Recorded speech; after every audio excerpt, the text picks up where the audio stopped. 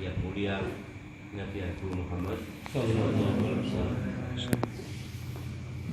Tidak ada yang dicintai Allah kecuali kaifiah suci kehidupan Nabi Agung Muhammad SAW lahir dan batin. Kalau toilet, Rasulullah memberi cara masuk kaki kiri, keluar kaki kanan, doa dan sebagainya. Ada adab-adab di toilet. Makan ada adab-adabnya dengan tangan kanan, dengan ini, dengan itu dan sebagainya.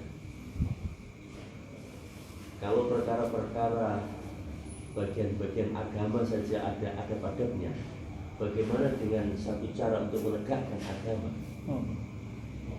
Kalau bagian-bagian agama saja dengan adab-adab yang terperinci Rasul lakukan, maka demikian juga Bapak sekalian dalam urusan menegakkan agama, menyebarkan agama, tentu di dalamnya juga terdapat satu adab-adab, cara-cara, metodologi. Dan sebagian teman-teman mengatakan ada fikih dakwahnya, ada metodologi bagaimana cara dan dakwahnya. Karena itulah sebagian ulama-ulama kita mengatakan ud'u ila sabili rabbika bil hikmah, serulah kepada jalan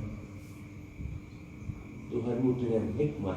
Hikmah itu Ibnu Katsir beliau menafsirkan dengan arti hikmah itu adalah as-sunnah, yaitu dengan cara apa? Sunnah Nabi Agung Muhammad SAW. Kita ini belajar menghidupkan sunnah di dalam dakwah. Dakwah itu sendiri adalah sunnah terbesar, di mana Allah SWT telah menjadikan usaha dakwahnya Rasulullah SAW menjadi sebab terbesar tersebarnya agama ke ujung-ujung dunia. Maka kita belajar bersama-sama. Salah satu daripada usaha dakwah kita yaitu dengan musyawarah. Dalam usaha tersimpan khair, kebaikan-kebaikan. Karena itulah kita dudukkan kita dalam majelis musyawarah ini, dan kita berpikir akhirat dalam pikir kita berpikir umat seluruh alam. Tanggung jawab di atas pundak-pundak kita ini sebagaimana tanggung jawab di atas pundak-pundak para sahabat Rasulullah majma'in. Kalau kita katakan sama dengan di atas pundaknya Rasulullah SAW itu terlalu tinggi kan gitu. Tapi ya kita sekurang-kurangnya tanggung jawab dakwah kita ini seperti tanggung jawab di atas pundak-pundaknya para sahabat. Abu Bakar Siddiq Rasulullah SAW yang dia katakan, apakah agama akan mundur sementara saya hidup? Al-Qasidi wal hayy. Maka ini pun mesti jadi keputusan setiap kita. Bagaimana kita buat keputusan seperti Abu Bakar, atau juga seperti keputusan siapa Umar bin Khattab radhiyallahu anhu yang dia katakan, kalaulah ada seekor kuda terprosok kakinya tidak, aku takut ditutup oleh Allah SWT.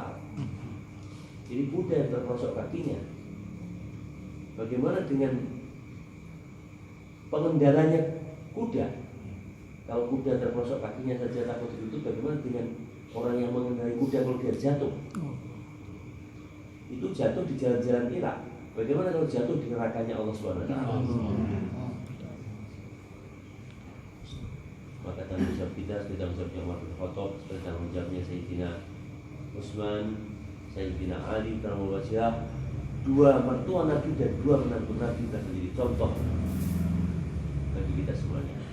Duduk dengan fikir, dengan risul sama-sama, insyaallah ya. Insyaallah. Alhamdulillah ini kami satu rombongan juga dari Temboro, insyaallah bergerak di beberapa tempat. Ini kita melakukan perjalanan tadi sampai dari Temboro ke Sidoarjo, dari Sidoarjo kita bergerak ke timur, Pantura, terus nanti sampai ke Ngawi, Banyuwangi mungkin menyeberang ke Bali atau bagaimana, wallahu alam bersama Amerika ini. Kita Sidoarjo dari Sidoarjo nanti ke Pasuruan, Probolinggo, Bondowoso, Banyuwangi, mungkin ke Kalimantan dan Jember atau bagaimana, semacam kita dapat hidayah bagaimana kita mulai bergerak. Jadi di tengah-tengah orang mengatakan susah bergerak atau bagaimana, kita bisa bergerak. Apa yang bisa kita lakukan untuk apa? Bergerak. Apa yang mampu kita lakukan. Nanti yang tidak mampu Allah akan menyempurnakan. Kalau kita banding-bandingkan dengan gerak di Saudi, mungkin di antara bapak sekalian pernah ada yang keluar di Saudi jamaah 3 orang, masjid tidak bisa untuk taklim, tidak bisa untuk musyawarah, tidak bisa untuk bayan, jauh dan sebagainya. Tetapi bukan satu halangan jamaah tidak bisa bergerak di Saudi. Dan masjid tidak bisa, rumah-rumah bisa dibuat. Jamaah bergerak di rumah-rumah, taklim juga di rumah-rumah, bayan di rumah-rumah, khususi daripada rumah-rumah. Tidak ada umumnya buat khususi.